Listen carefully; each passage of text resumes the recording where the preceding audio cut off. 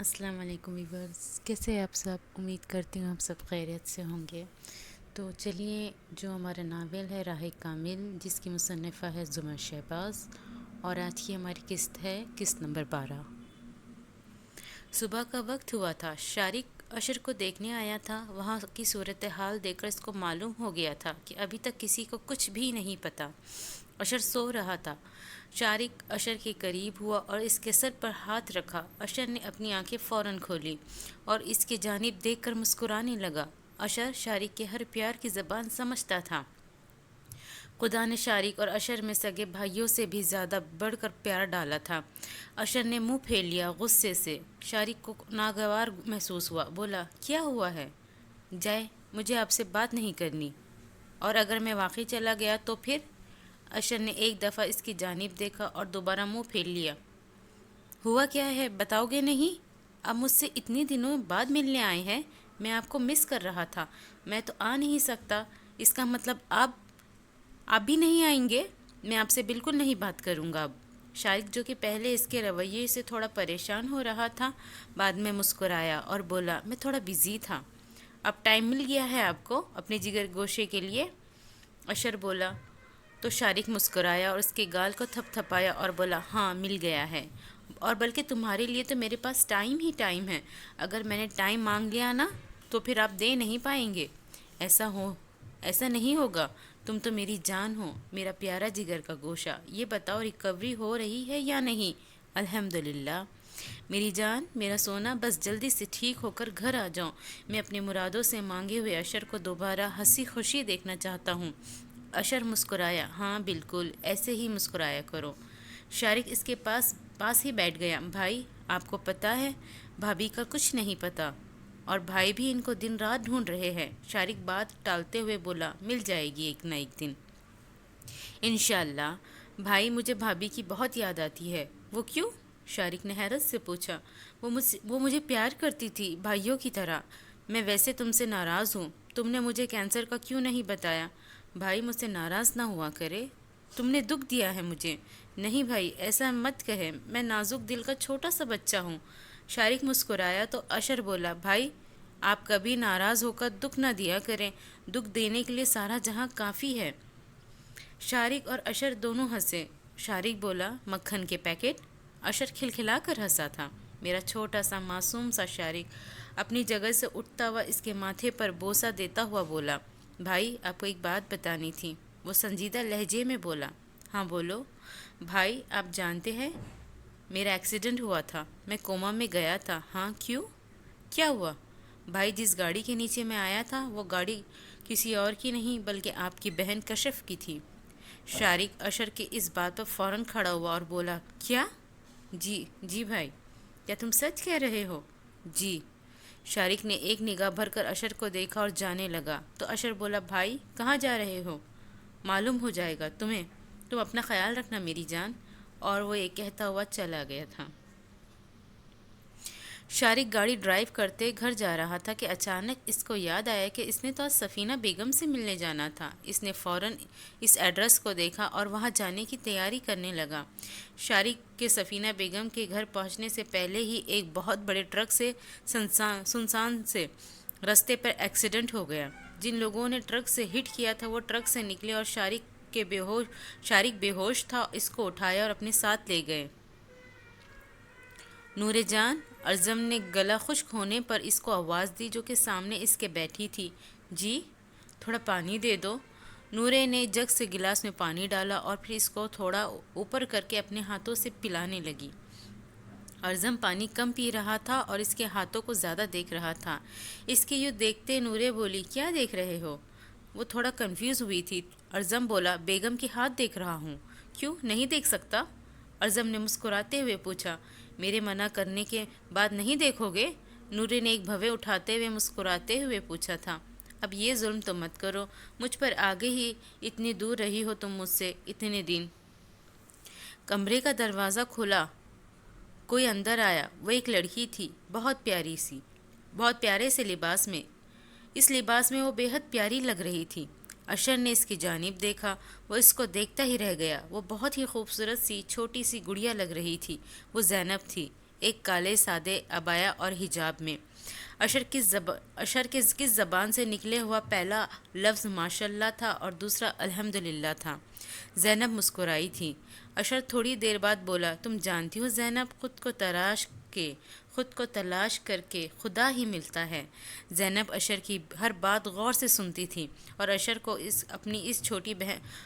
کو اپنی چھوٹی بہن سمجھتا تھا۔ تم نے ساری نماز سیکھ لی؟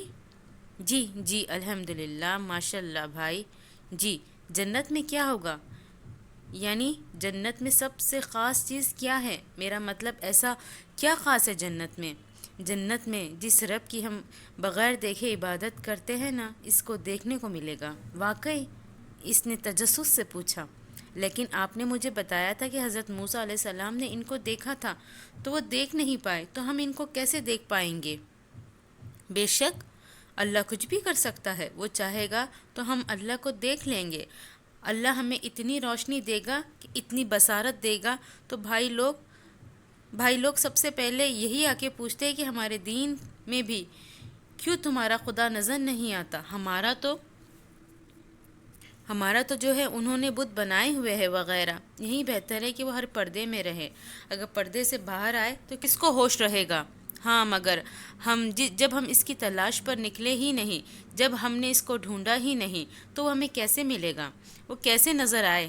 تلاش، رجحان، انٹرسٹ جس چیز میں ہو نا، انسان اسی کو ڈھونڈتا ہے۔ اللہ تعالیٰ اسلام میں کہتا ہے کہ تم نے میری طرف 1 قدم بڑھانا ہے تو میں 70 قدم بڑھاؤں گا، لیکن کیا کہہ رہا ہے؟ پہلے 1 قدم تو بڑھاؤ۔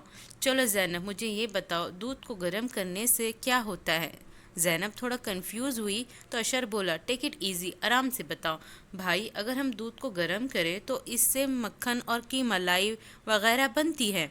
اب آپ زینب کو دیکھو، اس کی مثال انسان ہے، جو اگر انسان خود کو تراشے تو وہ بہت کچھ بن جائے گا۔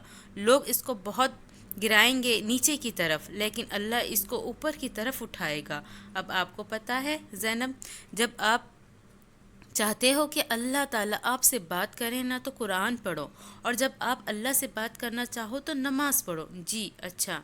زینب اشر کی باتوں پر لاجواب ہو جایا کرتی تھی۔ ہم صرف اللہ کا حکم پورا کرتے ہیں، اس کے آگے جھکتے ہیں۔ ہمیشہ اپنے رب سے مانگو، اللہ اور اس کے رسول۔ جو شخص جنگ کرنا چاہتا ہے وہ سود شروع کر دے، اور یہ بات سورۃ البقرہ میں قرآن پاک میں کہی گئی ہے۔ بھائی سود؟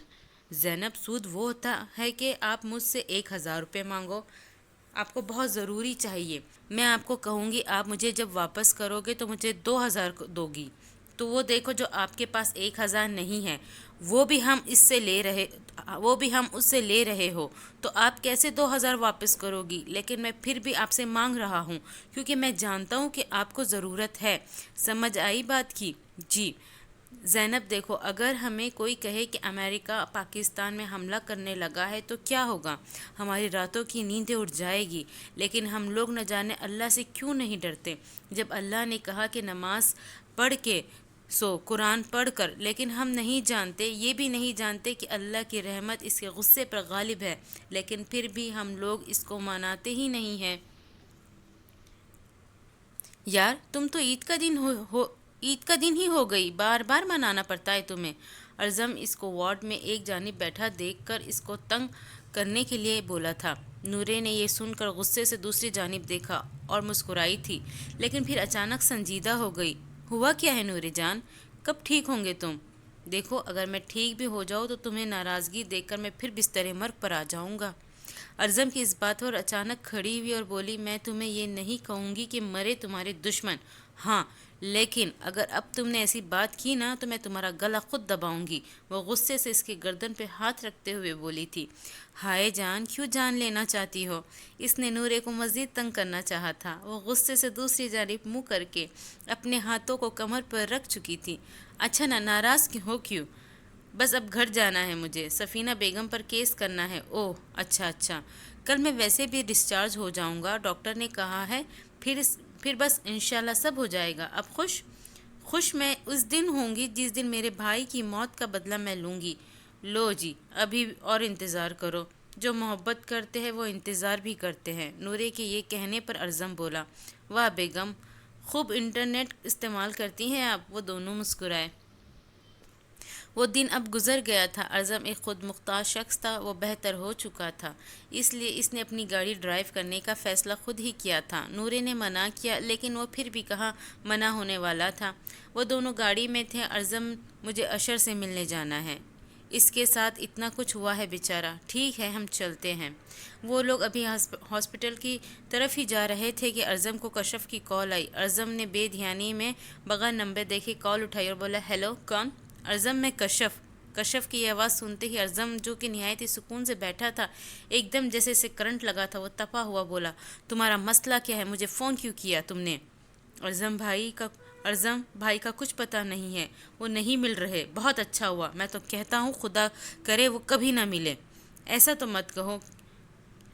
کیا ایسا مت کہو، وہ نہایت ہی غصے میں اونچی آواز میں بولا۔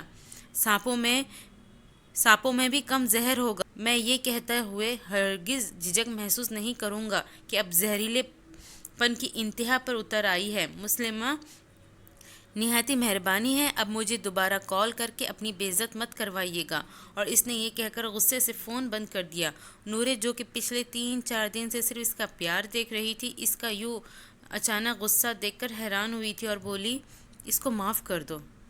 اگر میں اسے شادی کر لیتا تو کیا تم مجھے معاف کرتی؟ ارزم کے یہ کہنے پر نورے نے اس کی جانب دیکھا اور خاموش رہی، لیکن بعد میں بولی وہ تم سے پیار کرتی تھی۔ اس کو تنگ کرنے کے لیے وہ بولی ہاں تو محبت دلیل مانگتی ہے، محبت انتظار مانگتی ہے، محبت صبر مانگتی ہے، محبت اپنے پسندیدہ انسان مانگتی ہے۔ ارزم نے گہری سانس لی اور اپنا غصہ کنٹرول کیا اور بولا دیکھو نورے، کچھ لوگ منافق ہوتے ہیں، وہ بھی بلا کے، اور وہ لوگ اپنے پسندیدہ انسان کو چاہنے کے لیے اس کا سکون غارت کر کے اس کو منافق سوچنے پر مجبور کرتے ہیں۔ نورے اس کی جانب دیکھا اور بولی کافی بڑی باتیں کرنے لگ گئے ہو۔ وہ تو میں شروع سے ہی کرتا تھا، لیکن شاید اب میری باتوں پر غور کرنا شروع ہوئی ہو۔ اس نے کاندھے اچکائے اور نورے ہنسی دبائی اور بولی کیا تم مجھے اپنی محبت کی دلیل دے سکتے ہو؟ نورے جان، جس سے انسان کو پیار ہوتا ہے نا، وہاں دلیلیں نہیں مانگا کرتے۔ وہ لاجواب ہو گئی تھی۔ لو آ گیا اسپتال۔ اشر جو کہ کمرے میں اکیلا تھا، اس کے گھر والے یعنی کہ اس کی ماں حنین اور زینب گھر پر تھی، وہ اکیلا لیٹا ہوا تھا۔ ارزم اندر داخل ہوا۔ السلام علیکم بھائی۔ ارزم کو دیکھ کر اشر بولا وعلیکم السلام، کیسے ہو تم؟ آ گئی آپ کو اپنے بھائی کی یاد؟ اشر کے یہ کہنے پر ارزم بولا یار بہت ضروری کام کرنے گیا تھا، تم جانتے ہو تمہاری بھابھی کو ڈھونڈ رہا تھا، لائے نہیں؟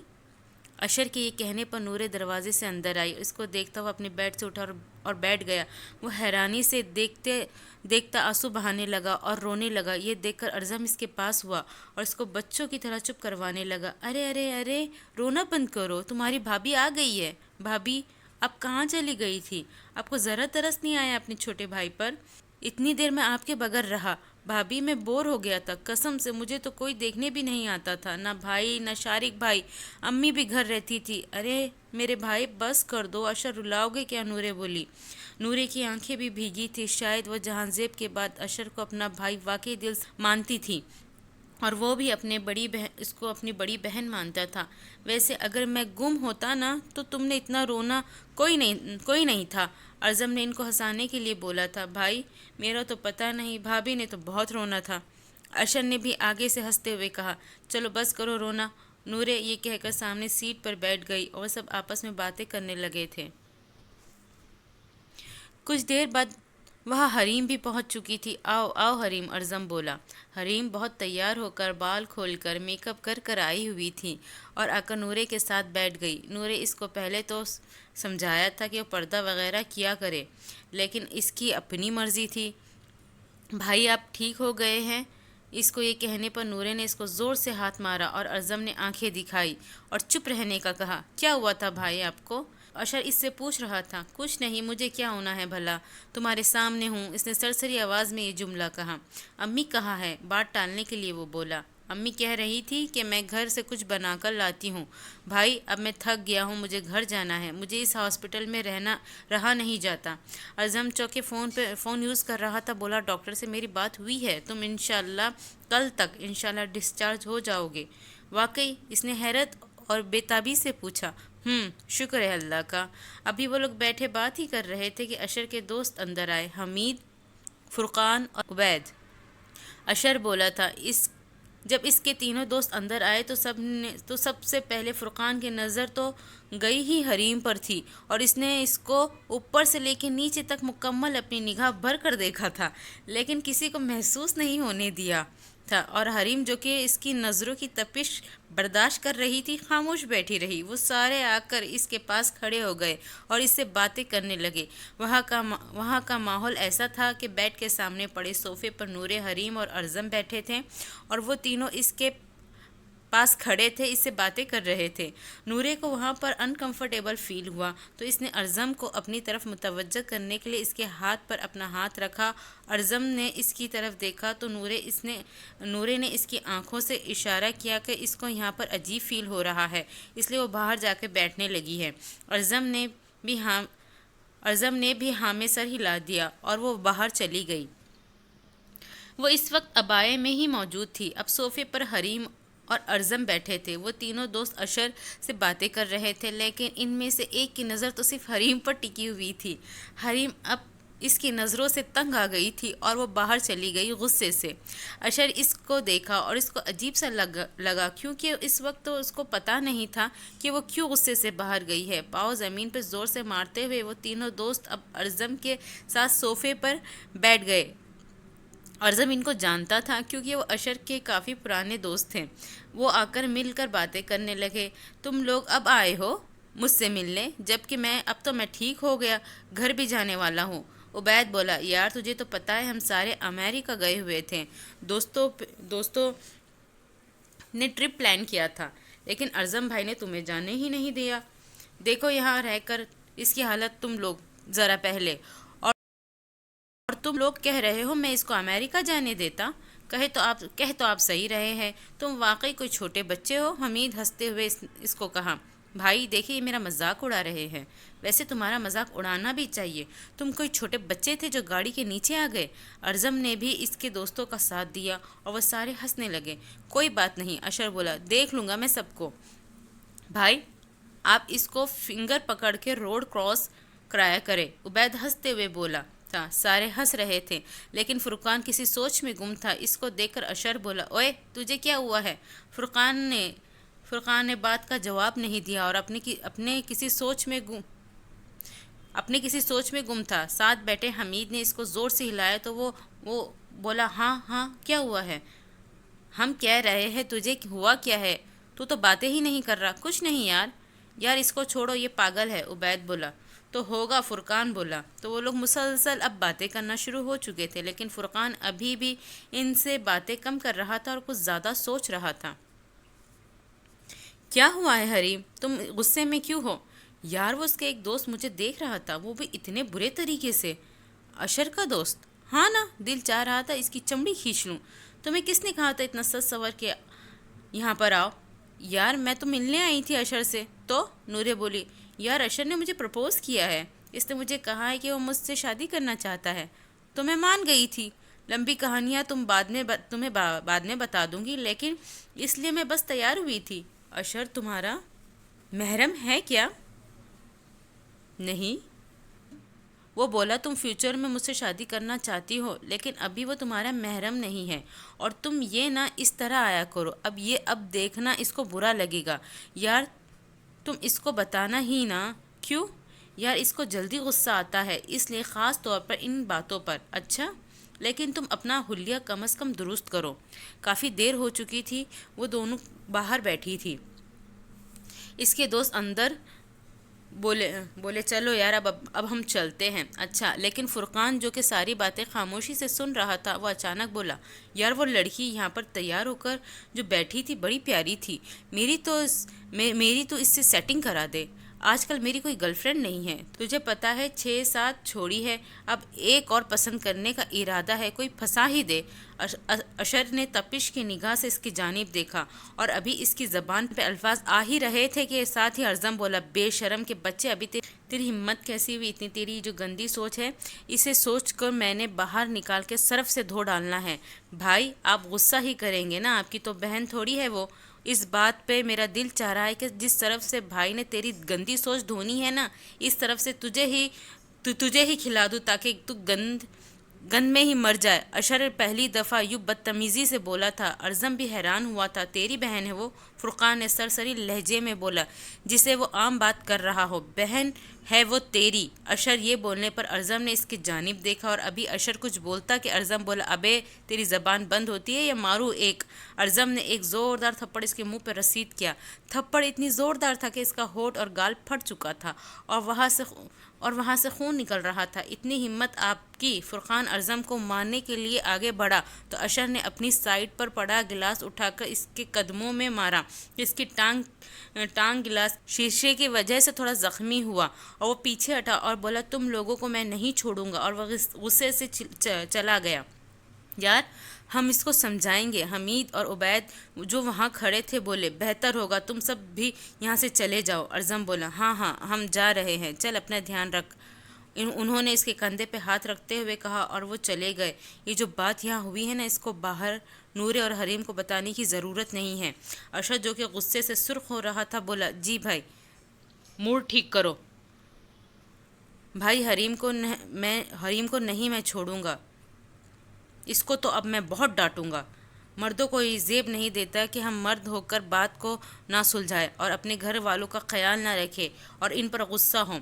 ہم لوگ ان پر غصہ اتارتے ہیں جو ہماری بات آرام سے سن کر سہ لیتے ہیں، حالانکہ ان کا کوئی قصور بھی نہیں ہوتا، لیکن وہ خود کو کور کیوں نہیں کرتی؟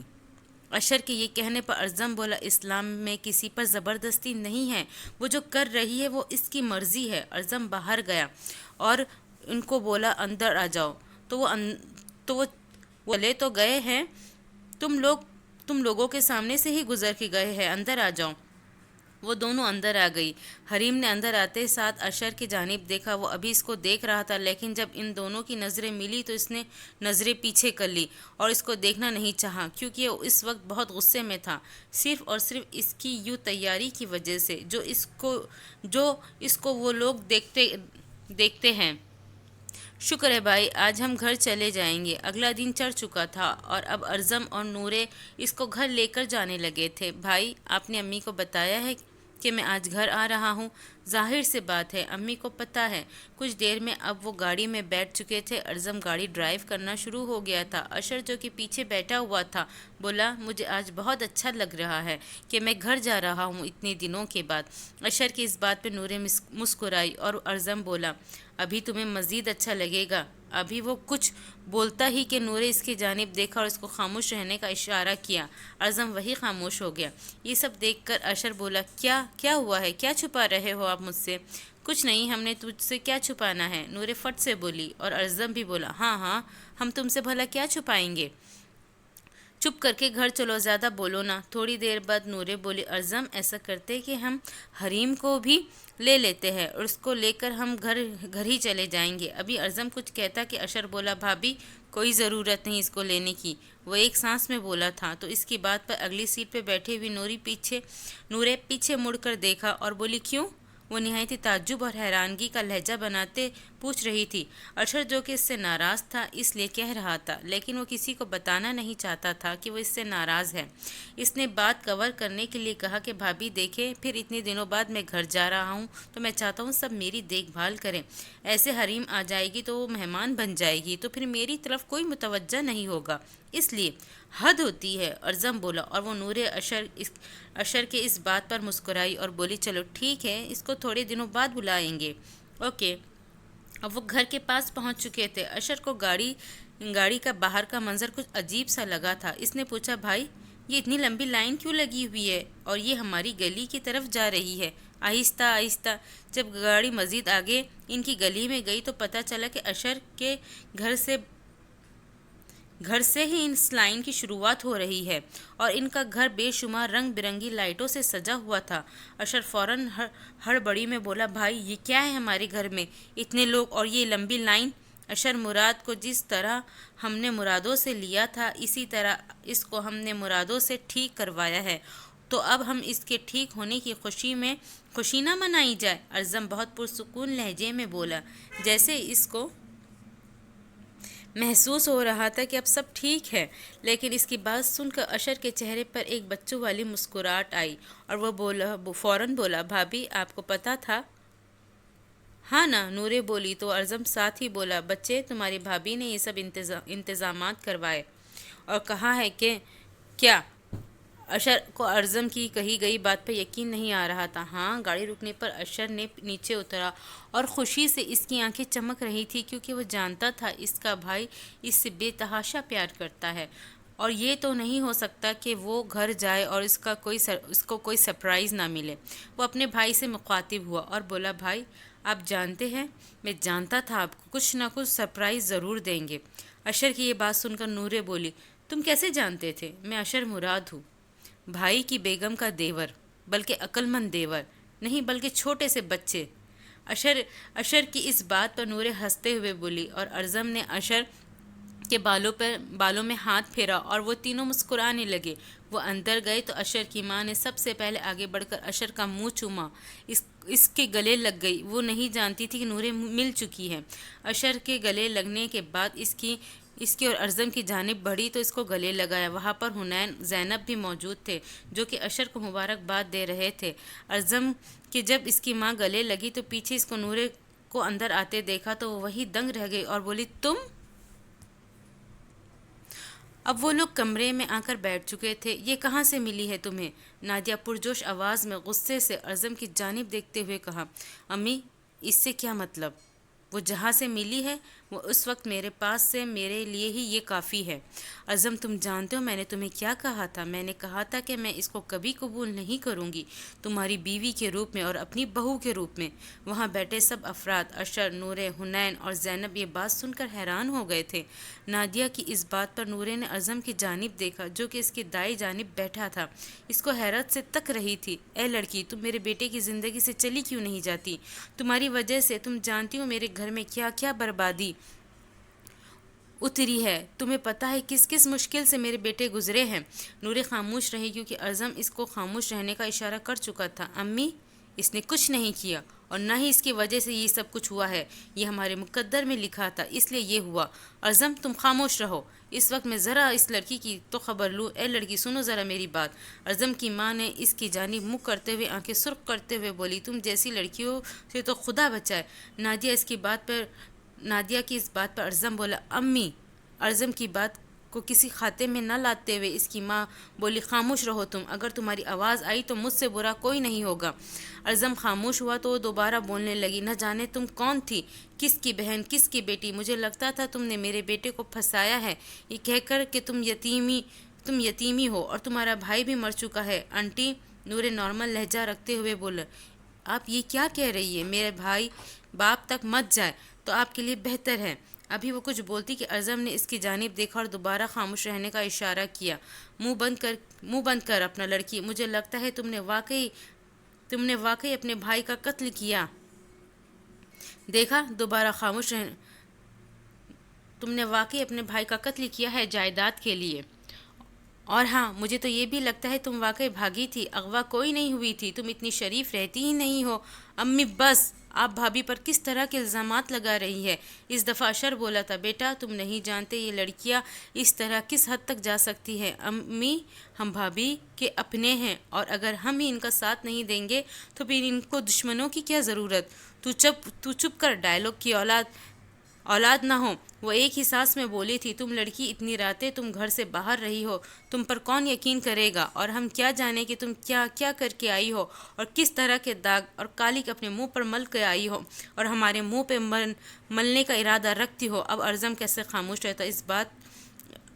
رہتا اب بات نورے کی جان کی عزت کی تھی۔ وہ اٹھا اور نورے کا ہاتھ تھاما اور بولا، امی، آپ میری ماں ہیں، آپ سے بدتمیزی سے بات نہیں کر سکتا۔ یہ بات بھی مجھے نورے نے سکھائی تھی اور آپ کہہ رہی ہے کہ نورے یہ سب کر سکتی ہے؟ میں آج آپ کے سامنے یہ واضح طور پر اعلان کرتا ہوں کہ نورے اغوا ہونے سے پہلے بھی میری تھی، اغوا ہونے کے بعد بھی میری ہے اور انشاءاللہ تا قیامت میری ہی رہے گی۔ ارزم کی اس بات پر تو سب اس کو دیکھ رہے تھے لیکن اس کے نورے جان اس کو چمکتی آنکھوں سے دیکھنے لگی تھی کہ کوئی اس کے لیے یوں بھی سٹینڈ لے سکتا ہے۔ ارزم بولا، امی، میں نورے سے پیار کرتا ہوں اور اس بات کو کہنے میں ہرگز جھجک محسوس نہیں کروں گا، اور اگر یہ بات مجھے آپ سب کو بار بار یاد کروانی پڑے تو میں بار بار یاد کرواؤں گا۔ ہاں، وہ میری بیوی ہے اور رہے گی۔ اعظم نورے کو لے کر کمرے کی جانب بڑھ گیا اور اس کو کمرے میں لے کر جا چکا تھا۔ نورے جان یار میری بات سنو، وہ اس وقت دورے صدمے میں ہیں، اس لیے وہ یہ سب کچھ کہہ رہی تھی۔ تم پلیز ان کو معاف کر دینا، ان کا یہ کہنا بنتا ہے۔ اعظم جو کہ اس کمرے میں لا کر صوفے پر بٹھا کر اس سے باتیں کر رہا تھا، وہ بولا تو نورے جنت نے جواب دیا تھا، نہیں نورے جان ایسی کوئی بات نہیں ہے، مجھے آپ پر یقین ہے بس۔ نورے نے اس کی جانب دیکھا اور بولا، ساری زندگی یوں یقین کرو گے؟ چند لمحوں کے لیے کمرے میں خاموشی چھا چکی تھی، لیکن پھر کچھ دیر بعد وہ خاموشی ٹوٹی اور اعظم بولا، تا قیامت کروں گا، لیکن بس آپ میری اس بات پر یقین رکھنا کہ میں آپ پر یقین تا قیامت کروں گا، پھر آپ دیکھنا ہمارا رشتہ ساری زندگی کے لیے بہترین ہو جائے گا، کیونکہ ہم دونوں ایک دوسرے پر یقین ہو جائے گا۔ نورے اس کو دیکھ کر مسکرائی اور اعظم نے اس کا خوبصورت ہاتھ پکڑ کے اپنے لبوں سے لگا کر چوما تھا، اور پھر وہ دونوں ایک دوسرے کی جانب دیکھ رہے تھے۔ امی آپ صرف میری خاطر ہی نورے سے بنا لے، صرف میری خاطر دیکھیں، وہ بہت اچھی ہے، آہستہ آہستہ آپ کو یقین ہو جائے گا، اس نے کچھ نہیں کیا اور نہ ہی کچھ اس کے ساتھ یوں غلط ہوا ہے۔ اعظم کمرے سے باہر آنے کے بعد اپنی امی کو بار بار اصرار کر رہا تھا کہ وہ بے قصور ہے۔ امی دیکھیں، اس نے نہ اپنے بھائی کا قتل کیا ہے اور نہ وہ یتیم ہے، اور اس کی سوتیلی ماں نے اس کے ساتھ بہت برا برتاؤ کیا ہے، اور اگر ایسے میں نے اس سے شادی کر لی، اس کو اپنا لیا تو میں کیا کرتا؟ آپ نے ہی مجھے ہمیشہ یہ سکھایا ہے کہ دوسرے کی مدد کرو، تو میں نے دوسروں کی مدد کی تھی۔ میں نے یہ سکھایا تھا مدد کرو، شادی نہ کر لو۔ امی محبت کو روکا تھوڑی جاتا ہے، وہ تو خود ہی ہو جاتی ہے نا۔ اعظم کی ماں نادیہ یہ جان چکی تھی کہ واقعی اس سے محبت کرتا ہے، اور بولی، ٹھیک ہے بیٹا، اس کو رکھو اپنے ساتھ، لیکن میرا رویہ جب تک اس کے ساتھ ٹھیک ہونا ہوگا ہو جائے گا، لیکن مجھے تم اصرار نہیں کرو گے۔ ہاں میں اس کے ساتھ اپنے رویے تھوڑا نرم رکھ لوں گی، لیکن میں نے اس کو قبول نہیں کیا، جو میرا دل صاف ہو جائے گا کر لوں گی۔ اتنی ہی دیر میں اشر جو کہ فل غصے میں بڑبڑا رہا تھا بولا تھا، یہاں پہ میں گھر آیا ہوں اور ان کو اپنے غصے لگ رہے ہیں کہ کوئی کسی کو باتیں سنا رہا ہے تو کوئی کسی کو، مجھ معصوم کا تو کسی کو خیال ہی نہیں۔ اعظم جس کے کانوں تک اس کی بات جا چکی تھی، اشر کے گلے میں اعظم نے ہاتھ ڈالتے ہوئے پوچھا، اور پھر کیا ہو گیا ہے؟ کچھ نہیں ہوتا، وہ دیکھ تیری بھابھی خوش ہے تو تم بھی خوش ہو۔ اعظم نے مسکرا کر اشر کو خوش کرنے کے لیے یہ بات کہی، بھابھی ٹھیک ہو گئی ہے؟ ہاں، تم لوگوں کو پتہ ہے تمہاری پھپھو آ رہی ہے۔ پھپھو؟ اشر بولا۔ اس کی ماں بولی، ہاں، لیکن امی وہ تو کینیڈا رہتی تھی، وہ کیسے آ رہی ہے؟ اعظم کی اس بات پر نادیہ بولی، اس کو پتہ چلا تھا کہ اشر کے ساتھ کیا ہوا ہے، اس لیے وہ بس اس کے لیے آ رہی ہے۔ اچھا، کب تک پہنچے گی وہ؟ ابھی وہ لوگ باتیں ہی کر رہے تھے کہ ایک زوردار آواز جیسے کہ کوئی بہت خوشی سے کمرے میں داخل ہوا ہو۔ ہائے اللہ، السلام علیکم، کیا حال ہے میرے بچوں کا، میری بھابھی کا؟ اعظم کی پھپھو شائستہ اپنی بیٹی ابیہا کے ساتھ کمرے میں داخل ہوتے ہوئے بول رہی تھی۔ وعلیکم السلام پھپھو، کیسی ہیں آپ؟ اور تم بھی کیسی ہو ابیہا؟ الحمدللہ۔ ان کی پھپھی جب نادیہ سے گلے لگ کر فارغ ہوئی تو اعظم کی گلے لگی اور بولی، واہ بڑا جوان ہو گیا ہے تو۔ جی بس۔ نورے جس کو اتنی شور کی آواز آئی وہ کمرے سے باہر نکلی، اور جس کمرے میں شائستہ موجود تھی اس کمرے کے باہر کھڑی ہو کر اندر جھانکنے لگی، اور پھر تیرے لیے کوئی ایک آدھ لڑکی دیکھنا شروع کرے؟ بس ایک؟ اپنی پھپھو کی بات پر اعظم بولا، چلو 2-3 دیکھ لیتے ہیں۔ اس کی پھپھو ہنستے ہوئے بولی تو اعظم بولا، پھپھو 2-3 کیوں بھلا، آپ کوئی 9-10 تو دیکھیں۔ 9-10 کو دیکھ کر ان میں سے ایک پسند کرے کیا؟ شائستہ ہنستے ہوئے اس کے کاندھے پہ ہلکا ہاتھ تھپڑ مارتے ہوئے بولی، پھپھو 9-10 دیکھ لو پھپھو 9-10 دیکھ رہے ہیں تو 9-10 سے ہی شادی کروں گا نا۔ اب یہ تو نہیں کہ اب میں ان میں سے کسی ایک سے شادی کر لوں، اگر میں کسی ایک سے بھی شادی کروں گا تو باقیوں کا کیا بنے گا؟ اللہ کتنا شریر ہو گیا ہے یہ، اس کی پھپھو شائستہ نے نادیہ کی طرف منہ کرتے ہوئے بولی۔ نور جنت جو کہ پیچھے کھڑی یہ سب سن رہی تھی، اس کو اتنا غصہ چڑھا کہ فوراً اپنے کمرے میں چلی گئی۔ ارزم اپنی پھپھو سے مخاطب ہوتا ہوا بولا، پھپھو مجھے کسی لڑکی کی ضرورت نہیں ہے، آئی ایم میرڈ۔ کیا؟ یہ کب ہوا؟ ان کو یہ بات کھٹکی تھی، لیکن شائستہ نے حیرانی کا مظاہرہ کرتے ہوئے کہا، ہونے کو تو کچھ بھی ہو سکتا ہے، اور اب یہ ہو چکا ہے۔ میری بیوی فی الحال کمرے میں ہے۔ پھپھو میرے خیال سے آپ میرے لیے کینیڈا سے آئی ہے۔ اشر اب جیلیسی فیل کرتا ہوا بولا، ہاں یاد آیا، تم سے تو میں ملی ہی نہیں۔ اب اس کو گلے لگایا تھا اور پھپھو بولی، بیوی سے تو ملواؤ۔ جی کیوں نہیں؟ ارزم یہ کہتا کمرے کی جانب گیا اور کمرے کا دروازہ کھولا تو نور سامنے منہ پھلائے بیٹھی تھی۔ نور جان، ارزم نے اس کی جانب آتے ہوئے کہا اور بولا، تمہیں پتہ ہے پھپھو آئی ہے ہماری؟ جی جانتی ہوں میں، اور آپ کے لیے ساتھ میں 9-10 لڑکیوں کا بھی انتظام کرنے آئی ہیں، مجھے لگتا ہے وہ۔ نور جنت ایک ہی سانس میں اس کو گھورتے ہوئے غصے کے لہجے میں بولی تھی۔ نورے، ارزم اس کی بات پر کھلکھلا کر ہنسا۔ ابھی وہ کچھ بولتا کہ آگے سے وہ گھورتے غصے کے لہجے میں بولی۔ وہ دوبارہ بولی، ہاں ہنسی تو آئے گی نا اتنی لڑکی اکٹھا۔ اس بات پر اس کا مزید کہا نکلا اور وہ ہنس رہا تھا۔ نورے کو ارزم کی یہ حرکت نہایت ہی ناگوار محسوس ہوئی۔ اس نے دوسری جانب غصے سے منہ کر لیا اور بولی، خبردار اگر تم نے آئندہ مجھے بلایا تو بہت ہی تم برے ہو۔ وہ تو میں ہوں، لیکن دنیا کے لیے، تمہارے لیے نہیں۔ اس نے نورے کا چہرہ اپنی جانب کرتے ہوئے کہا، اب فضول میں نہ مجھ سے یوں پیار کی 2-4 باتیں کر کے نہ مجھے مناؤ مت۔ میں اس وقت نہ بات نہیں کرنا چاہتی، مجھے اس وقت بہت غصہ آ رہا ہے۔ وہ چلا کر نہیں لیکن غصے میں بولی تھی، واقعی تم جیلیسی فیل کر رہی ہو؟ کیسی جیلیسی؟ یہی کہ اگر مجھ جیسا ہینڈسم، بھوری آنکھوں والا، اسمارٹ اور محبت کرنے والے کی زندگی میں کوئی اور لڑکی آ جائے تو ظاہر سی بات ہے اس کی پہلی بیوی کو تو جیلیسی فیل ہوگی نا۔ ایکسکیوز می مسٹر ہینڈسم، بھوری آنکھوں والے، اسمارٹ آدمی، کوئی لڑکی اتنی پاگل نہیں ہے فی الحال جو کہ آپ سے شادی کر لے۔ یعنی آپ پاگل تھی؟ نورے کی اس بات پر ارزم نے اس کو کہا تو وہ بولی، ہاں شاید۔ آنکھیں چڑھاتے ہوئے بولی تھی، قسم سے یقین جانو مجھے یہ پاگل رات جیسی کالی آنکھیں والی لڑکی بہت پسند ہے، جس کے عشق میں مبتلا ہو کر میں پاگلوں کی طرح، دیوانوں کی طرح ادھر ادھر گھوما ہوں۔ اور پھر بھی یہ لڑکی کہتی ہے کہ میں واقعی 9-10 لڑکیوں سے شادی کرنے والا ہوں۔ ارزم کے یہ کہتے ہوئے اپنی ہنسی دبا رہا تھا، کیونکہ اس کی جیلیسی پر ہنسی آ رہی تھی۔ میرے سے بات مت کرو۔ ہائے نورے جان، آپ سے بات نہیں کریں گے تو پھر ہم کس سے کریں گے؟ دیکھیں آگے اتنے دن ہم آپ سے دور رہے ہیں، اب آپ سے دور رہے تو پھر یہ ستم ہوا نا آپ کا پھر ہم پر۔ نورے نے ارزم کی بات پر ہنسی دبائی اور غصہ دکھانے کی کوشش کی اور بولنے لگی، اب جو مرضی ہو جائے، جا کر ان 9-10 لڑکیوں سے شادی کرو اور پتہ چل جائے گا ان 9-10 زیادہ ٹھیک ہے یا میں۔ ظاہر سی بات ہے بیگم آپ۔ نورے بولی، لیکن پھپھو کے سامنے تو یوں بول رہے تھے جیسے کہ میں تو آپ کی لائف میں ہوں ہی نہیں۔ اس نے یہ کہتے ہوئے اپنے بال اڑائے جو کہ اس کے شانوں پر گرے ہوئے تھے۔ نورے کی اس حرکت پہ ارزم خود پر قابو نہ کر پایا اور بولا، آپ کی گئی ہر ادا پر ہم فدا ہے۔ دیکھو نورے جان، ناراضگی ختم کرو، آ جاؤ، پھپھو تم سے ملنا چاہتی ہے، اور ذرا ٹھاٹ باٹ سے چلنا، پتہ چلنا چاہیے کہ ارزم زاویار کی نور جنت آئی ہے۔ نورے ارزم کی اس بات پر مسکرا اٹھی اور بولی، آپ کی پھپھو یعنی آپ کے ابو کی بہن؟ ہاں وہ میرے ابو کی بہن ہے، لیکن آپ کے ابو تو آپ نے بتایا تھا اچھے نہیں تھے، تو ان کی بہن؟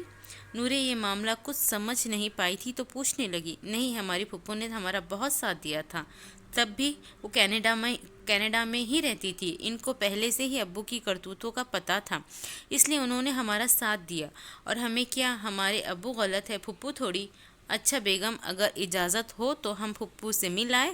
جی اجازت ہے آپ کو۔ ارزم نورے کی اس بات پر ہنسا اور اس کی گردن کے گرد کاندھوں پر اپنا بازو رکھتا ہوا اس کو باہر لے گیا۔ السلام علیکم۔ نورے اپنے کمرے میں داخل ہوتے ہوئے کہا تو ارزم کی پھپھو نے مڑ کر دیکھا، وہ حیران رہ گئی، اتنی پیاری دلہن، وہ بھی اس کی؟ ہاں؟ وہ بولی، ماشاءاللہ کتنی پیاری بیوی ہے تمہاری، اور کتنی پیاری بہو ہے آپ کی بھابھی۔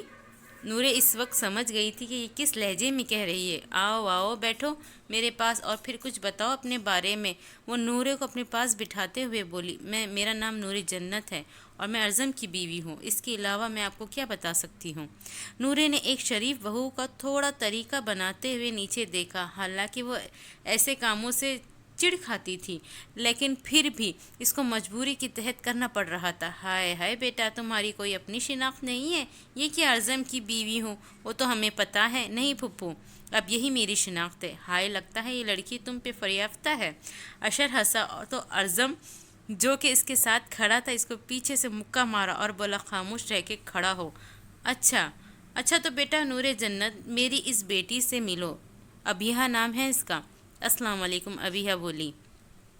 وعلیکم السلام۔ نور اس کو آنکھیں پھوڑ پھاڑ کر دیکھ رہی تھی۔ مجھے لگتا ہے اب کوئی نئی کہانی ڈبہ کھولنے لگا ہے، لیکن اس نے کچھ نہیں کہا اور وہاں پر ان سے باتیں کرنے لگی۔ کیا ہوا اشر بھائی، آپ یوں اکیلے کیوں بیٹھے ہیں؟ اتنے اداس کیوں ہے؟ اشر کو باہر لانچ میں اکیلا بیٹھا دیکھ کر زینب اس سے پوچھنے لگی۔ کچھ نہیں بھائی، کیا ہوا بتائی تو صحیح۔ وہ ہنستے ہوئے پوچھنے لگی، یار میں اتنے دنوں بعد ٹھیک ہو کر گھر آیا ہوں، کسی کو کوئی فکر ہی نہیں۔ میری یہ نہیں کہ میری آؤ بھگت کی جائے، بلکہ مجھے کوئی پوچھ ہی نہیں رہا۔ پھپھو جو کہ کینیڈا سے آئی ہے وہ بھی نہیں پوچھ رہی۔ بھائی آپ کے لیے تو گھر کے باہر اتنی لمبی لائنیں لگی تھی، لوگ بریانی لے جا رہے تھے، خوش ہو رہے تھے اور ہم بھی اتنے خوش تھے۔ ویسے نا وہی لوگ خوش ہوئے ہوں گے جن کو بریانی ملی ہے، مجھے تو وہ بھی نہیں ملی۔ زینب کھلکھلا کر ہنسی تو اشر بولا، شرم کرو، اپنے استاد کا مذاق اڑا رہی ہو۔ وہ بھی مسکرا کر ہی بول رہا تھا، استاد؟ ہاں میں تمہارا استاد ہوں۔ کیسے؟ اسلام میں یہ کہا گیا ہے کہ جو آپ کو ایک لفظ بھی سکھائے اس کی عزت کرو، اور میں تو آپ کو دین اسلام کی طرف اللہ کے حکم سے لے کر آیا ہوں۔ اوہ اچھا، معاف کیجیے گا استاد جی، زینب ہنستے ہوئے کہہ رہی تھی۔ اس کی بات پر وہ بھی مسکرایا۔ بھائی اگر آپ برا نہ مانیں تو آپ مجھے تھوڑی اور دین کی باتیں بتائیں گے؟ آپ کو پتہ ہے میں نے پوری نماز سیکھ لی ہے۔ ارے میں بھلا کیوں برا مانوں گا؟ تم جب چاہو جس مرضی وقت میرے پاس آ کر دین کے متعلق جس مرضی چیز کے متعلق پوچھ سکتی ہو۔ آخر کو بڑا بھائی ہوں میں تمہارا، وہ بڑے روب سے کہہ رہا تھا۔ بھائی میں نے آپ سے یہ پوچھنا تھا کہ میں نے ناکافی اچھے بیانات سنے ہیں مولویوں کے انٹرنیٹ سے۔ مجھے یہ بتائے، غزوہ بدر میں بھی مسلمانوں کی تعداد 313 تھی، غزوہ خندق میں 3000 تھی اور جو کافر تھے وہ 12,000 تھے، غزوہ موتا میں مسلمان 18,000 تھے تو کافر 80,000 تھے۔ بھائی یہ کیا معاملہ ہے کہ مسلمان زیادہ نہیں ہوتے لیکن وہ جیت جاتے ہیں، کیسے؟ پہلے تو اشر کے چہرے پر پرسکون سے مسکراہٹ آئی، پھر وہ بولنے لگا، دیکھو اللہ تعالیٰ اپنے مسلمانوں کی اتنی کم تعداد سے کافروں کی نیندیں اڑا دیں، اور اگر مسلمان زیادہ ہوتے تو ان کی نسلیں اجاڑ دیتے۔ واہ، میرا مطلب ہے کہ ماشاءاللہ۔ بھائی قسم سے یہ بات سن کر مزہ آ گیا ہے۔ پھر وہ بولی، بھائی میں کچھ اچھی عادات حاصل کرنا چاہتی ہوں۔ کیسے؟ کون سی کرنی چاہیے مجھے؟ دیکھو زینب، سب سے پہلے تو جو کہ ہمارے محمد نبی کریم صلی اللہ علیہ وسلم کی خوبیاں تھی، اخلاق اور توحید، وہ اپنا کر اخلاق ہر انسان کے ساتھ اچھے رکھو۔ وہ کیسے؟ اگر کوئی آپ کو کچھ کہہ رہا ہے تو کوئی بات نہیں، آپ اس کو سہ لو، لیکن بھائی وہ کیسے؟ انسان کو تو غصہ آ ہی جاتا ہے۔ ہاں زینب میں جانتا ہوں انسان کو غصہ آ جاتا ہے، اور غصہ تو اس کے لیے حرام ہے۔ آپ کو پتہ ہے جب حضرت محمد صلی اللہ علیہ وسلم پر پتھراؤ کیا گیا تو ان کے پاؤں مبارک میں بے حد زخمی ہو گئے تھے، ان میں سے خون نکلنا شروع ہو گیا، لیکن پھر بھی آپ صلی اللہ علیہ وسلم نے صبر و استقامت کے ساتھ اپنے اخلاق کے ساتھ ان لوگوں کو، یعنی کہ جو کافر تھے، ان کو اسلام کی طرف مائل کیا۔ اگر وہ غصہ نہیں کرتے تو ہم کون ہوتے ہیں غصہ کرنے والے؟ یہاں تک کہ اللہ تعالیٰ کی رحمت اللہ کے غصے پر غالب ہے۔ اب دیکھو، آپ میرے پاس ایک شخص آیا اور کہتا ہے، جی میں نے اس کو مارا ہے۔ میں نے کہا، جی کیوں مارا ہے؟ آگے سے کہتا ہے کہ یہ مجھے آنکھیں دکھا رہا تھا۔ میں نے کہا تو پاگل ہے وہ تو، جی آنکھیں اس لیے دکھا رہا تھا، وہ بتا رہا تھا تجھے میرے پاس بھی آنکھیں ہیں۔ اب میری اس بات پر سارے ہنسنے لگے۔ اب دیکھو، اگر ان کی چھوٹی چھوٹی باتوں کو سمجھے یا اگنور کر دے یا کسی کو پازیٹیو سائڈ پر لے جائے تو ہمارا معاشرہ جینے کے لیے بہترین جگہ بن جائے اور جھگڑا، فساد، انتشار جیسی بری چیزوں سے بچے۔ صحیح کہہ رہے ہیں آپ۔ اور دوسرے نمبر پہ آتا ہے توحید۔ اس نے اپنے ہاتھوں کی انگلیوں کو دو کرتے ہوئے کہا، توحید یعنی صرف اللہ کو ایک ماننا اور اس کی ہی عبادت کرنا، اس کے علاوہ کسی کو بھی عبادت کے لائق نہ سمجھنا، نہ ہی کسی سے مانگنا۔ اگر ہم مانگ رہے ہیں اور وہ نہیں دے رہے ہیں، اس میں اس کی کوئی رضا ہوگی، لیکن بھائی پھر انسان مایوس ہو جاتا ہے کہ اس کو کیوں نہیں مل رہی وہ چیز جو وہ چاہتا ہے۔ نا امیدی اور مایوسی کفر ہے، اور ہم اللہ سے امید کیوں لگائے؟ امید تو انسانوں سے لگائی جاتی ہے، اللہ پر تو یقین کیا جاتا ہے۔ میرے نزدیک تو وہ شخص کافر ہوا جو شخص کہتا ہے کہ میں تو اللہ پہ امید رکھتا ہوں، یعنی اللہ پر یقین رکھتے ہیں، اور جب ہم اللہ پہ یقین کر کے دعا کریں تو کچھ اللہ سے مانگے تو وہ ہمیں ضرور ملتا ہے، اور ہم اللہ کی ذات سے مایوس ہوتے ہیں جس نے ہمیں بنایا، ہاتھ پاؤں سلامت دیے، ہر چیز عطا فرمائی، دین اسلام عطا فرمایا، ہم اس کی عطا پہ شک کرتے ہیں۔ کس طرح کے مسلمان ہوئے ہم بھلا؟ جی بھائی مجھے سمجھ آ رہی ہے، واقعی نا امیدی اور مایوسی کفر ہے۔ ابھی وہ باتیں کر رہے تھے کہ لانچ میں ایک خوبصورت سی لڑکی آئی جو شاید چاند سے بھی زیادہ خوبصورت اشر کو لگی تھی، اور وہ اس کو دیکھ ہی رہا تھا، لیکن بعد میں نظریں جھکا گیا کیونکہ وہ ایک شریف انسان تھا اور وہ پیاری حریم تھی، ارزم کی نور جان کی جان تھی۔ زینب نے اس کو دیکھا اور اٹھ کر سلام کیا اور وہاں سے چلی گئی۔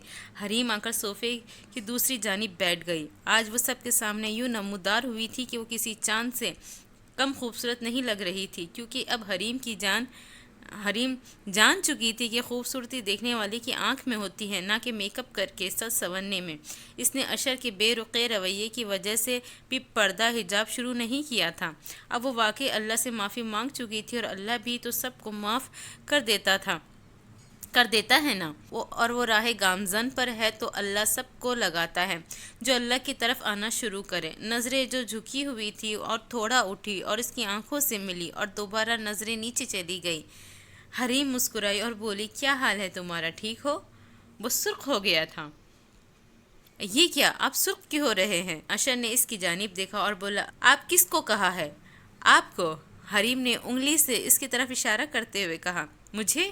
اس نے اپنے سینے پہ ہاتھ رکھ کے کہا اور زوردار قہقہا لگایا اور بولا، کیا ہوا ہے چھپکلی، تم ٹھیک تو ہو؟ وہ تو بس تم مجھے اچھی لگ رہی تھی اس لباس میں تو میں نے نظریں نیچے کر لی، لیکن تمہارا رنگ روپ کیسے بدل گیا؟ ایکسکیوز می، چھپکلی کس کو کہا آپ نے؟ میں اپنے آپ کو اتنا چینج کر چکی اور اب مجھے چھپکلی کہہ رہے ہو؟ اوہ وہ ہاں سوری، میں چھپکلی تو نہیں، اب تم برقع والی چھپکلی کہنا چاہیے۔ اشر، تمہیں عزت راز نہیں، مجھے تو لگتا تھا تمہارا نا سر پھاڑنا چاہیے مجھے۔ تم ہوتے کون ہو مجھے چھپکلی کہنے والے، بلکہ برقعے والی چھپکلی کہنے والے؟ میرا دل چاہ رہا ہے میں گلا دبا دوں۔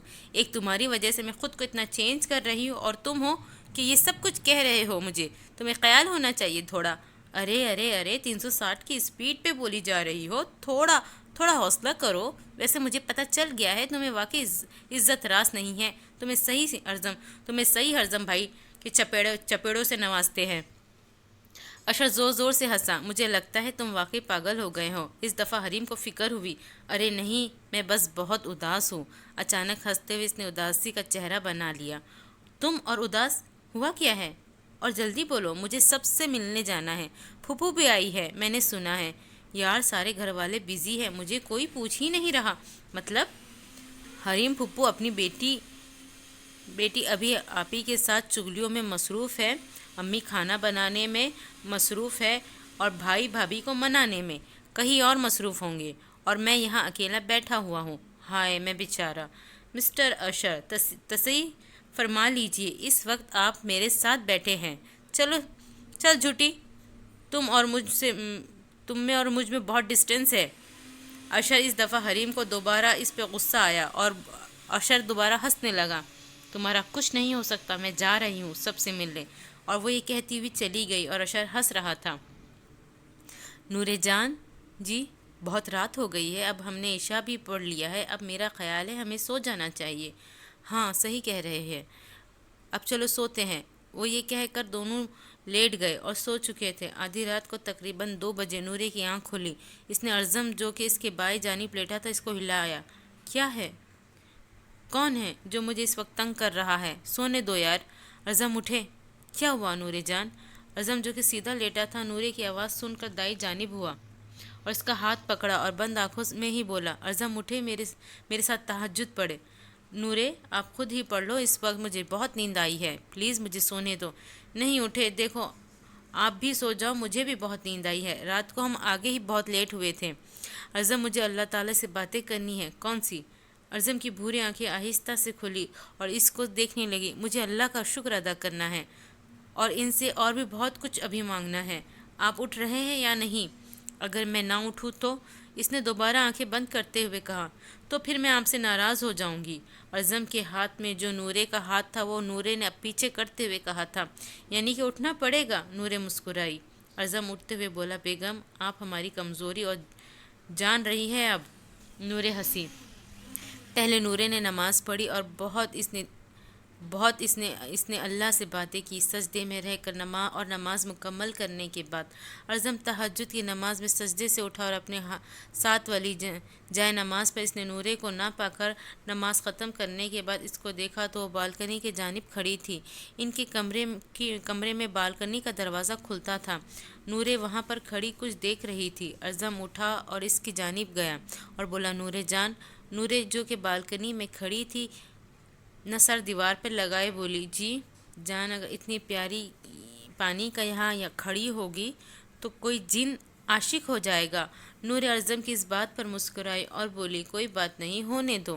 اچھا تو پھر اس جن کا کیا بنے گا جو آپ کے سامنے کھڑا ہے؟ نور پھر مسکرائی اور بولی، فکر مت کریں، میں نے صرف ایک جن کو اجازت دی ہے اپنے اوپر عاشق ہونے کی، دوسرے کو نہیں دوں گی۔ اب ارزم بھی مسکرایا تھا۔ ویسے تم یہاں کیا دیکھ رہی ہو؟ اشر کے گھر آنے پر یہ جو آپ نے لائٹیں لگائی ہیں نا، آج 15ویں چاند ہے، کتنا پیارا لگ رہا ہے چاند اور چمکتی روشنیوں کو۔ یہ دیکھتے ہوئے وہ بولی تھی، اچھا تو تمہیں روشنیاں پسند ہے؟ ہاں، میں یہاں کھڑی پوری رات ان چمکتی روشنیوں کو اور اس چاند کو دیکھ سکتی ہوں، اور میں تمہیں۔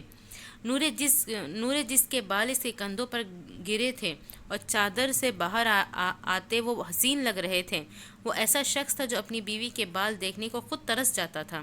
نورے نے ارزم کی جانب دیکھا اور وہ نظریں چرائی اور بولی، مجھے چاند دیکھنے دے، آپ جا کے سو جائے۔ چلو ایک کام کرتے ہیں۔ کیا؟ اس نے بالکنی کے جنگلے پہ ہاتھ رکھتے ہوئے حیرت سے پوچھا۔ مل کر ہم خدا کی تخلیق کو دیکھتے ہیں، تم چاند کو دیکھو اور میں تمہیں۔ ارزم کا یہ کہنا نورے کو عجیب سی کیفیت میں لے گیا تھا اور وہ بولی، ارزم کیا آپ نے مجھے یاد کیا؟ نہیں، تم کبھی بھولی ہی نہیں۔ نورے اس کی بات پر مسکرا اٹھی اور بولی، آپ مجھے دیکھنا بند کرو۔ اس کے گال پر ہاتھ رکھتے ہوئے اس نے اس کا منہ پیچھے کرتے ہوئے کہا اور وہ مسکرایا، بولا، کیوں تمہیں نہیں دے سکتا؟ خدا نے اتنا پیارا مکھڑا بنایا ہے، جبکہ ارزم مجھے نیند آ رہی ہے، آپ بھی سو جاؤ۔ یہ کہتے ہوئے نورے واپس اپنے بیڈ کی جانب جانے لگی تو اس کی کالی چادر جو کہ ٹھنڈی ہوا کی وجہ سے چاروں طرف پھیل رہی تھی ارزم کے ہاتھ میں آ چکی تھی۔ ارزم نے اس کی چادر پکڑی اور اس کو اپنی طرف کھینچا۔ بالکنی کا نہیں دروازہ کھلا تھا۔ ان کے دروازوں سے چاند مکمل نمایاں ہو رہا تھا۔ دروازے کے ارد گرد 2 پردے تھے، وہ دونوں کے درمیان کھڑے تھے۔ ان کو دیکھتے ہوئے ارزم بولا، بیگم میرے بس میں نہیں ہے کہ میں آپ کو بتا سکوں کہ میں آپ سے کتنی محبت کرتا ہوں، بس یاد رکھنا میرا تمہیں عزت دینا، پیار کرنا شاید تمہیں بتا دے۔ ارزم زاویار، آپ بادام کھایا کریں، کیونکہ آپ وہی ارزم زاویار ہے جو کہ اپنی بیوی کے بارے میں بہت غلط باتیں سوچنا شروع ہو گئے تھے۔ اس دفعہ وہ غصے سے بولی تھی، یادداشت ٹھوکروں سے تیز ہوتی ہے، باداموں سے نہیں بیگم جان، اور تم تو میرا منظر ہو، میرا احساس ہو، میری سوچ اور اس کی منزل ہو، میری کن فیکون ہو، میری دھڑکن ہو، میری سانس کا ذریعہ ہو، تم صرف میری ہو نورے جان۔ ہاں ارزم زاویار بھی بس تمہارا ہے۔ اب وہ دونوں خاموش بھوری اور کالی آنکھوں میں اپنی آنکھیں ڈبوئے وہی کمرے کے وسط میں کھڑے تھے۔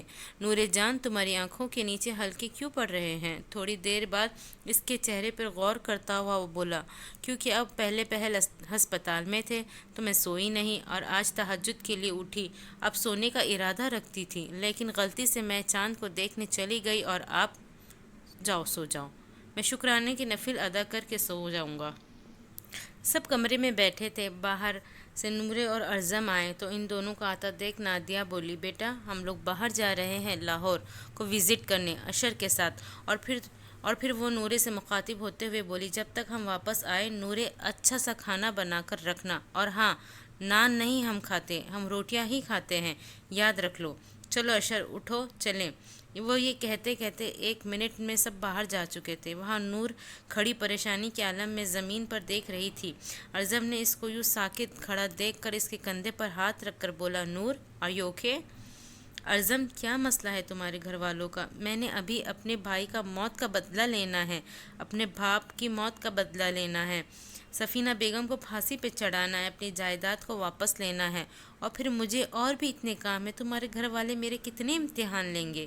میں خاموش ہوں، اس کا مطلب یہ نہیں کہ میں وہ سب کچھ کروں گی جو تمہارے گھر والے کہیں گے۔ ارزم تم جانتے ہو مجھے کھانا بنانا نہیں آتا ہے، میں کیسے بناؤں گی؟ آرام سے آہستہ، کیا ہو گیا ہے؟ تم اتنی تیزی سے بولتے ہوئے وہ مسکراتا اس کو خاموش کروانے کی کوشش میں مگن ہو گیا۔ فکر نہ کرو، میں کشمیر جا رہا ہوں تمہارے ابو کی موبائل کی ریکارڈنگز لینے، جتنی بھی ان کے پاس واٹس اپ ڈیٹا ہے، اور پھر میں آؤں گا اور انشاءاللہ ہم کیس کر دیں گے۔ اور مجھے ہمدان نے بتایا تھا کہ سفینہ بیگم کو لاہور آتے دیکھا گیا ہے۔ اچھا واقعی؟ ہاں۔ عزم میں اب کیا کروں؟ وہ بچوں کی طرح بولی، جیسے وہ ابھی زمین پر بیٹھ کر ضد کرنے لگی۔ وہ کوئی نہیں کام کرے گی۔ اچھا یہ بتاؤ تمہیں آٹا گوندنا آتا ہے؟ ہاں مجھے آٹا گوندنا آتا ہے، اور روٹی بھی بنانی آتی ہے۔ رہنے دو، روٹی کی بات ہی نہ کرو۔ جو تم نے مجھے کشمیر میں روٹی کھلائی تھی نا، اللہ معاف کرے، ابھی بھی کبھی اس کی وجہ سے میرے پیٹ میں درد ہوتی ہے۔ عزم وہ غصے سے بولی، اچھا دیکھو تم ایسا کرو نا، آٹا تم گننا، مجھے روٹی بنانی آتی ہے۔ ہم پولیس والوں کو جو ٹریننگ دی جاتی ہے نا تو بہت کچھ سکھایا جاتا ہے، تو سالن بھی ہم مل کر بنا لیتے ہیں۔ ٹھیک ہے، وہ فوراً سے راضی ہوئی۔ اب وہ دونوں کچن میں جا چکے تھے اور وہ آٹا گوننے لگی۔ عزم اس کے سفید موتی جیسے ہاتھوں کو آٹا گوندتے وقت پانی میں ڈالتا اور آٹے کو پستا دیکھ رہا تھا۔ کچن میں بھی ان کے کمرے کی ہی طرح بالکنی سے اٹیچ تھا، تو وہ دھوپ بھی اس کے ہاتھوں پہ پڑنے لگی۔ اس وقت نورے کے ہاتھ کسی کرسٹل کی طرح لگ رہے تھے، اور ارزم کی نظر صرف اس کے چمکتے ہاتھوں پر تھی جو کہ پانی میں ڈبوئے ہوئے تھے۔ ارزم کیا دیکھ رہے ہیں آپ؟ میری ہیلپ کریں۔ ایسا کرے کہ سالن میں بنانے کے لیے سامان نکالو، گوشت نکالے فریج سے، اپنا ہاتھ دکھاؤ۔ ارزم کو جیسے اس کے ہاتھ کا نشہ چڑھ چکا تھا۔ ہاتھ؟ ہاں یہ آٹے والا ہاتھ۔ اس نے ہاتھ اوپر کرتے ہوئے کہا، یار دکھاؤ نا، یہ لے اس کا ہاتھ۔ اپنے ہاتھ میں رکھ کر وہ اس کے ہاتھ پر پڑتی دھوپ دیکھ کر عجیب سی کیفیت میں جا رہا تھا۔ اس کا ہاتھ اس وقت کسی ہیرے سے بھی زیادہ چمکدار اور صاف شفاف تھا۔ یار تمہارے ہاتھ کتنے پیارے ہیں۔ ارزم کیا ہو گیا ہے؟ کیسی باتیں کر رہے ہو یار؟ واقعی۔ نورے نے اس کے ہاتھ سے اپنا ہاتھ چھڑوایا اور دوبارہ آٹے میں ڈالا اور آٹا گوندنے لگی۔ یار یہ کیا تم نے؟ بولا میں دیکھ رہا تھا۔ ارزم گوشت نکالے، نہیں تو آپ کی امی نے میرے ہاتھ کاٹ دینے ہیں۔ جتنا وہ غصے میں رہتی ہے 24 گھنٹے، ایسے ہی تمہیں کوئی ہاتھ لگا کے دکھائے۔ نورے مسکرائی۔ اب وہ دونوں کچن میں کھانا بنانے کی کوشش کرنے لگے۔ ارزم قورمہ میں نمک بہت زیادہ ہو گیا ہے۔ اچھا اب کیا کرے؟ نورے نے پانی کا جگ پکڑ کر جو کہ تقریباً آدھا بڑا ہوا تھا قورمے میں ڈال دیا۔ اللہ اکبر، یہ تم نے کیا ہے؟ ارزم نے اپنے سر پہ ہاتھ رکھتا ہوا بولا، یار سارا ٹیسٹ خراب ہو جائے گا۔ کیا؟ نورے نے بھی اپنا سر پکڑ لیا اور بولی، اب ہم کیا کریں گے؟ ارزم اس میں کوئی نئی قسم کے مسالے ڈالنے لگا، اور تیزی میں روٹیاں تو وہ پہلے ہی بنا چکے تھے، انہوں نے آخر کے کچھ نہ کچھ بنا ہی لیا تھا۔ اب وہ دونوں کچن کے باہر کھڑے تھے، کچن میں دیکھ رہے تھے۔ نورے کے بولنے پر ارزم بولا، ہم نے کچن میں تو کھانا کم بنایا ہے، اس کو برباد زیادہ کیا ہے۔ ہاں یار، کھانا بھی میرے بات کیے ہیں، اور کچن کی حالت بھی۔ ارزم اب ہمیں جلدی سے کچن کی صفائی کرنی ہوگی۔ اب وہ سب گھر آ چکے تھے اور ٹیبل پر بیٹھے کھانے کا انتظار کر رہے تھے۔ نورے نے کھانا لگایا اور سب اپنے اپنے منہ میں نوالا ڈال چکے تھے۔ ابھی کوئی کچھ بولا نہیں تھا، لیکن سب سے پہلے اشر بولا تھا، واہ واہ واہ واہ، کیا کھانا ہے، اتنا مزیدار۔ بھابھی آپ کے ہاتھ میں تو جادو نکلا، کیا بات ہے۔ ساتھ ہی ساتھ وہ کھا رہا تھا۔ شائستہ کی بیٹی بھی بولی، ہاں کھانا واقعی مزے کا ہے، اور وہ اپنی باریک سی آواز میں بولی تھی، مجھے تو اس کھانے میں ایسا ٹیسٹ آ رہا ہے جیسے ارزم نے بنایا ہو۔ ارزم کی ماں بولی تو ارزم ساتھ ہی بولا، نہیں امی کیا ہو گیا ہے، میں نے ہی کھانا بنایا ہے، چلو اچھی بات ہے، کچھ تو آتا ہے اس کو۔ نادیہ بولی، لیکن اس کے ساتھ بیٹھی شائستہ منہ میں پتھر ڈال کے بیٹھی تھی، جیسے وہ کچھ نہیں بولی۔ نورے جو کہ اپنے کمرے میں سر پکڑ کے بیٹھی تھی، اندر جب ارزم آیا تو بولی، شکر ہے ارزم، کھانا سب کو پسند آ گیا۔ وہ دونوں بیڈ پر بیٹھ کر باتیں کر رہے تھے۔ ارزم، جانتے ہو آج میں نے بہت کام کیا ہے۔ ارزم نے ہنسی دباتے ہوئے کہا، کتنا؟ جتنا میں نے پہلے کبھی نہیں کیا، میں تھک گئی ہوں اب۔ کیا کیا ہے آپ نے بیگم؟ نورے نے اس کی جانب دیکھا اور انگلیوں پر گنواتے ہوئے بولی، پہلے آٹا گوندا، پھر روٹیاں بنائی۔ ارزم چوکری مار کر اپنی ہتھیلی پر رکھ کر اس کو دیکھ رہا تھا اور دوبارہ بولی، پھر میں نے سالن بنایا، پھر کچن صاف کیا۔ اچھا، اب میں بتاؤں آپ نے کیا کام کیے ہیں؟ جی ضرور، وہ ہنسی دباتے ہوئے بولا، پہلے آٹے میں پانی زیادہ ڈال دیا، پھر میرے ساتھ ٹیڑھی میڑھی روٹیاں بنائی، پھر سالن میں بے پناہ پانی ڈال دیا، پھر کچن الٹا دیا۔ ارزم، بس اب مجھے غصہ آ رہا ہے، پتہ ہے نا آپ کو میں نے اپنے گھر میں کبھی کوئی کام نہیں کیا۔ اور نورے یہ الفاظ کہتے ہوئے رو دی۔ کیا ہوا ہے بیگم؟ میں تو ویسے ہی کہہ رہا تھا۔ وہ پھر روئی۔ اچھا سوری بابا، رو مت نورے جان، میں مت رو، نہیں تو میں بھی رو دوں گا۔ اچھا بتاؤ کیا ہوا ہے اچانک سے؟ نورے کا یوں روتا دیکھ وہ بھی بولا تھا، میرا کبھی کوئی گھر ہی نہیں تھا ارزم۔ اور اس کی آنکھوں سے دوبارہ سے آنسو بہے۔ نورے، یہ ہے آپ کا گھر، میں ہوں آپ کا، کیا ہو گیا ہے؟ جانے جگر آپ رو تو نہیں؟ ارزم، مجھے انصاف چاہیے اب بس۔ انشاءاللہ جان، چلو شاباش، سو جاؤ۔ ارزم نے اس کی حالت دیکھ کر اس کو لٹا کر اس پہ بلینکٹ دیا اور وہ اس کو تھپکانے لگا اور وہ فوراً سو گئی۔ ایسا کرو تم اشر کو میرے پاس بھیج دو، اس کو میں نے پڑھانا ہے۔ صبح ہوتے ہی ارزم بولا، اچھا ٹھیک ہے، میں اس کو بھیجتی ہوں۔ یہ کہتے ہوئے وہ کمرے سے باہر چلے گئی۔ اشر کو جا کے بولی، تمہارے بھائی تمہیں بلا رہے ہیں۔ کیوں؟